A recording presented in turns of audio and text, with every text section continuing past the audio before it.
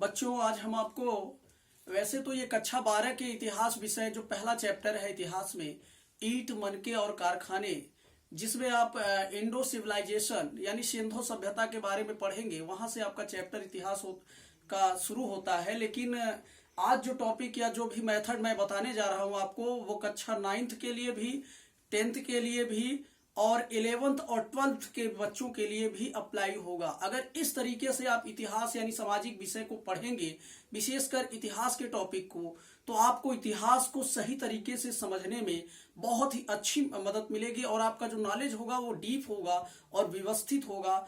इसलिए इस मेथड को शुरू करने से पहले मैं फिर आप सभी बच्चों को कहूंगा कि आप लोग ध्यान से इस पूरे मेथड को देखिए। हो सकता है कि रिकॉर्डिंग क्लियरेंस ना हो, लेकिन आप कमेंट के माध्यम से आप बात करिएगा, हम कॉपी में समझा के आपको कॉपी के थ्रू आपको तक पहुंचाएंगे। फिलहाल इससे समझने का कोशिश करिए। मेन तरीका है, एक अध्यापक अपने बच्चों को केवल मेथड सिखाता है और हम आपको मेथड सिखाएंगे।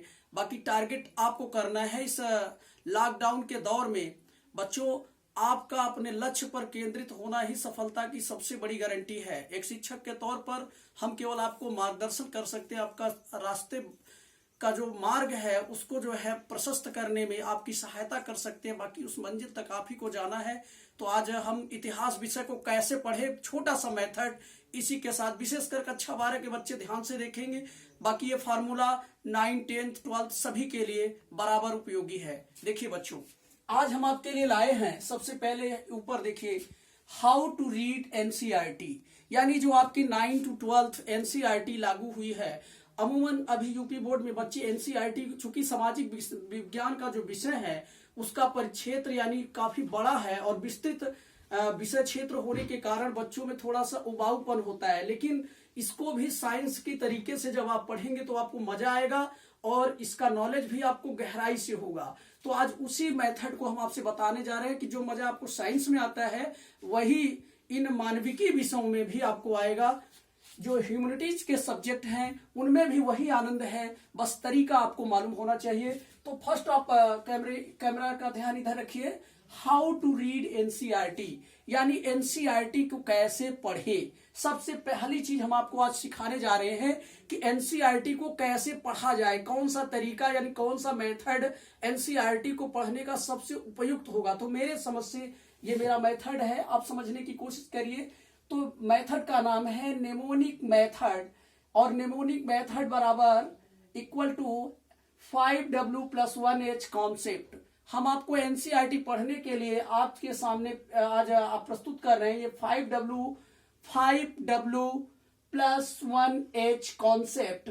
और ये 5W 1H कॉन्सेप्ट क्या है, कैसे अप्लाई होगा, ये सारे टॉपिक्स पर जो है अप्लाई होगा।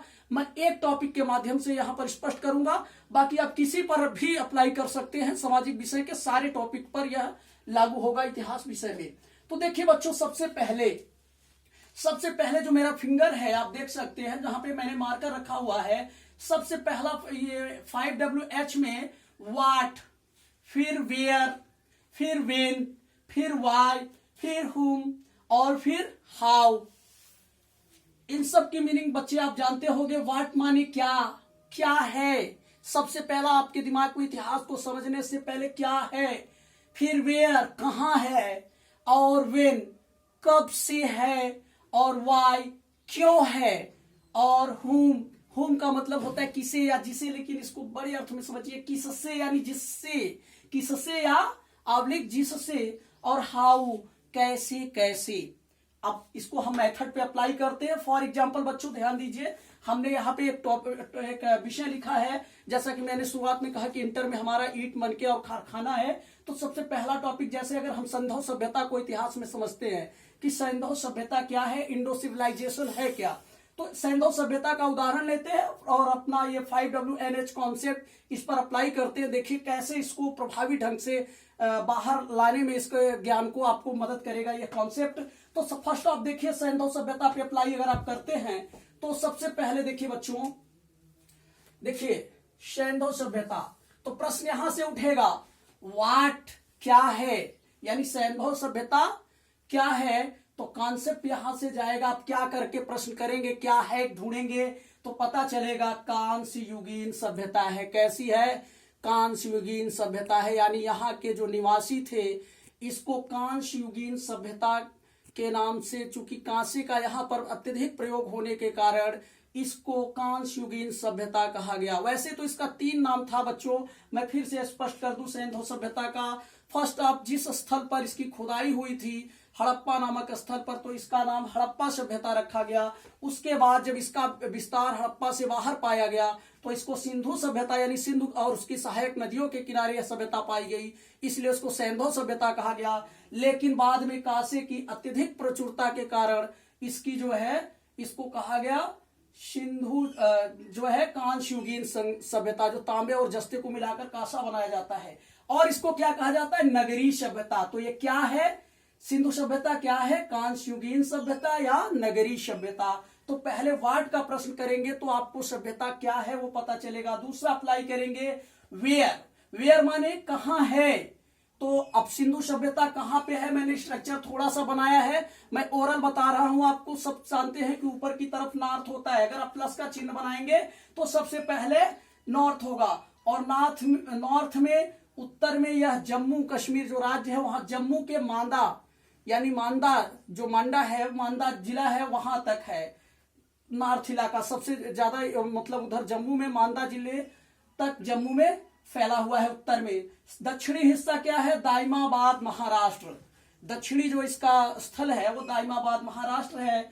और पूर्वी उत्तर प्रदेश का आलमगीरपुर जिला मेरठ के आसपास का क्षेत्र इसमें सम्मिलित है। और पश्चिमी सबसे सर्वाधिक इसका तो सितका गैंडोर बलूचिस्तान, ये बलूचिस्तान जिसकी आजकल चर्चा है पाकिस्तान से लेने की, यानी बलूच लोगों की जो मुद्दे, यानी भारत अफगानिस्तान बॉर्डर पर यह स्थित जो है बलूचिस्तान, यानी इसके बीच में आने वाले सभी इसके बीच आने वाले क्षेत्रों में यह सभ्यता फैली हुई थी।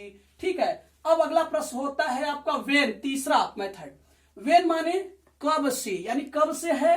तो देखिए मार्शल, तमाम व्हीलर, तमाम लोगों ने जो है इसको अलग अलग समय में जो है परिभाषित किया है। किसी ने 2500 से 15, किसी ने 3000 से जो है 1700 बीसी के आसपास बताया है।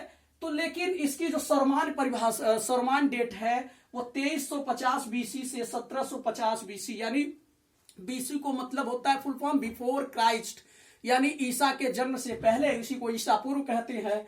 तो ये 2350 से 1750 इसकी कार्बन डेटिंग जो कि रासायनिक विधि है इसके माध्यम से ये एकदम प्रमाणित डेट है कि ये 2350 से 1750 बीसी की जो है एक्चुअल इसकी जो डेट है तब ये थी।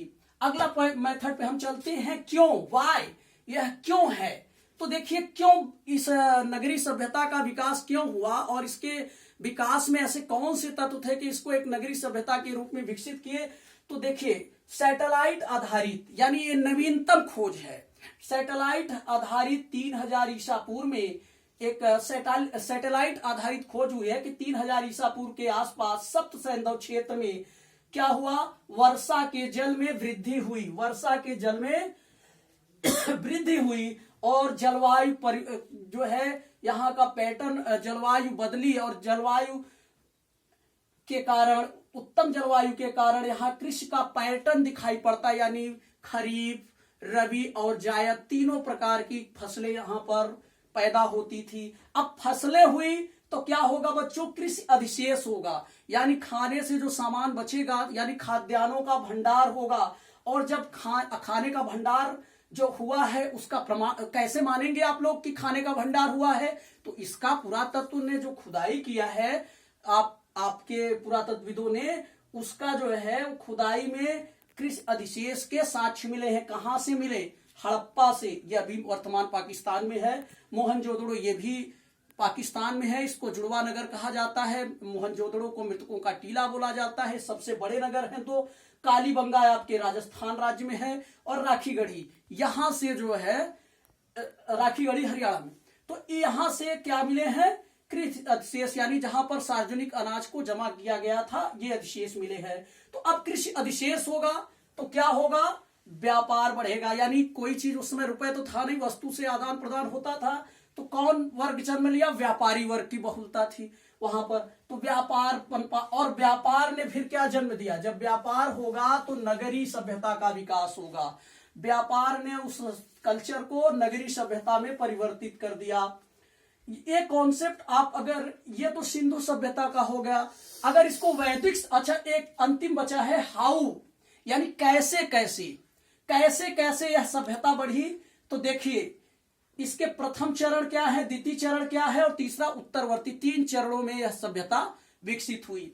इसमें बहुत सारी बातें हैं, जब हम आपको डिटेल से पढ़ाएंगे सिंधु सभ्यता तब आपको बताएंगे। फिलहाल जल्दी से आप ये